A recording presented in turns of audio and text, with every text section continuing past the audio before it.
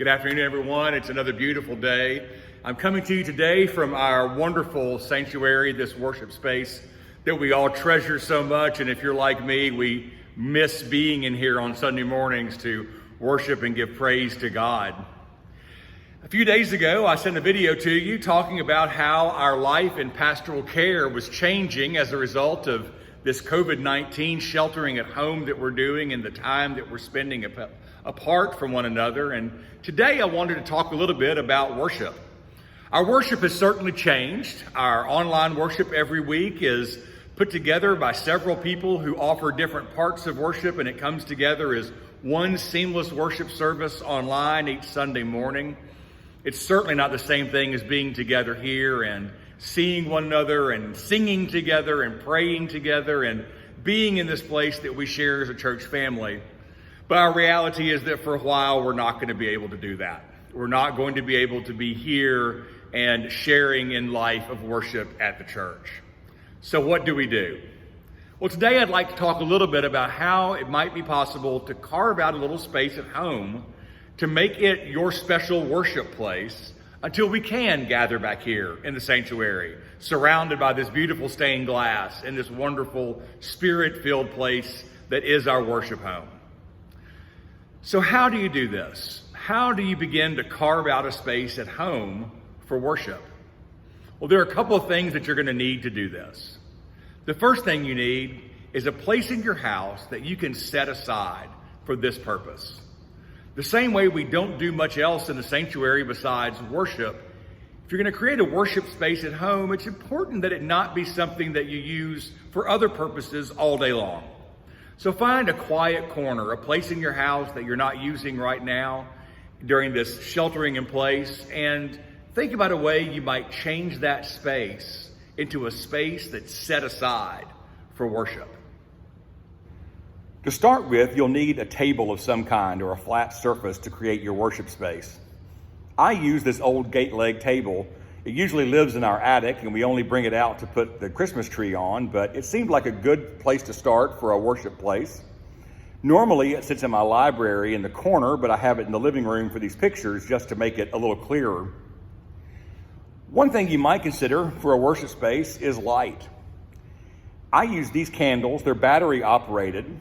I like them because they don't burn down, they're not messy, and the batteries last a long time. I got these at Pier 1 Imports, but you can get them just about any place online. They're very inexpensive. I use the 3 as representing the Trinity. You can use 1 or 2 or 10, whatever suits your own fancy. I also use the rocks on the table.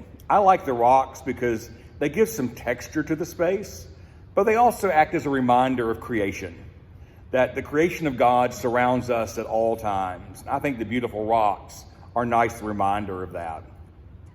And then with it, I have on the table one of our family Bibles.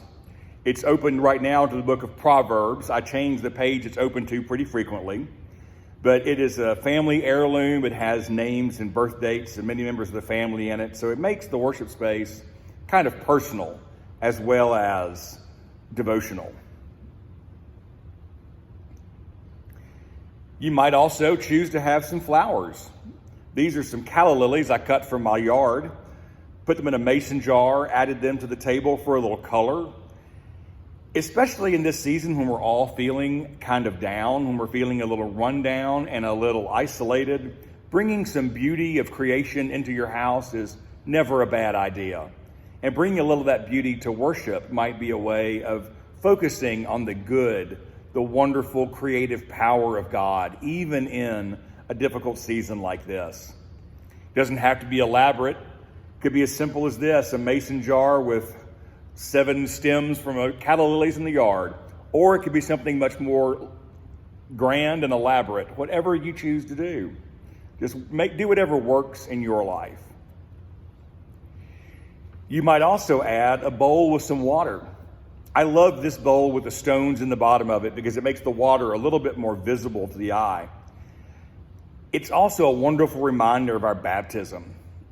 Water is a great symbol in the church. It represents our baptism. It ties us to the traditions of the Old Testament with the holy washing that the people would do. reminds us of the miracle when Naaman is washed clear by the waters of the river Jordan, when Jesus is baptized. The waters remind us of holiness and of goodness and of life. So sometimes a bowl of water can be a great addition to your personal worship space. You might also consider something as simple as a little pile of salt. Jesus says that we are the salt of the earth. Well, salt is a wonderful symbol for worship. Salt and light can be as simple as a candle and a little pile of salt on the table to remind you of the light of Christ and our call to be the salt of the earth. Well, these are just a few ideas about how you might create a worship space at home. There's no right way or wrong way of doing it. What matters is that the space works for you and gives you a place for calm and centered worship, a place where you can come with God and prepare for worship as a community on Sunday morning during our online worship, or a place where you can go for quiet, private devotion. However it works for you is the right way it needs to work for you. I hope you continue to do well and take care of yourselves. Please continue to stay safe. Know that your pastor loves and misses you and looks forward to seeing you very, very soon.